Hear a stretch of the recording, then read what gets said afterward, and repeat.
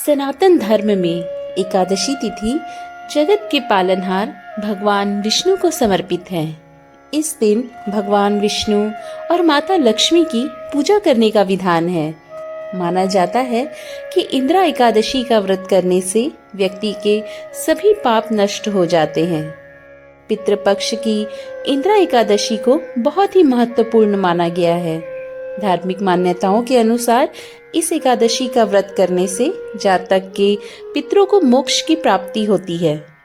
यदि कोई जातक इंद्रा एकादशी के दिन व्रत रखकर एकादशी का श्राद्ध करता है, साथ ही भगवान विष्णु की पूजा और कथा करता है, तो ऐसे में 7 पीढ़ियों के पितरों को पाप से मुक्ति मिलती है।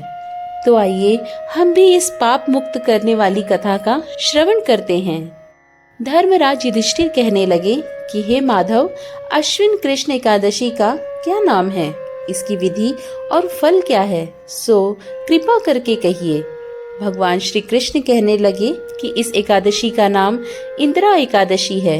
यह एकादशी पापों को नष्ट करने वाली तथा पितरों को अधोगति से मुक्ति देने वाली होती है। हे राजन, ध्यान पूर्वक इसकी कथा सुनो।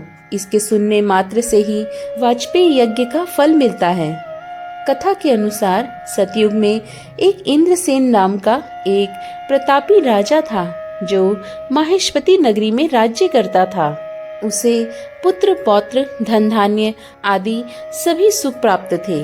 एक दिन नारद मुनि राजा इंद्रसेन की सभा में उनके मृत पिता का संदेश लेकर पहुँचे। नारद जी ने राजा इंद्रसेन को बताया कि कुछ दिन पहले उनकी भेंट यमलोक में राजा के पिता से हुई।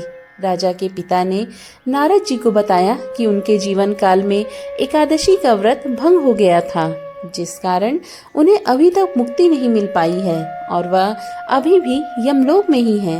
यह संदेश सुनकर राजा को बहुत ही दुख हुआ और उन्होंने नारद जी से अपने पिता की मुक्ति दिलाने का उपाय पूछा।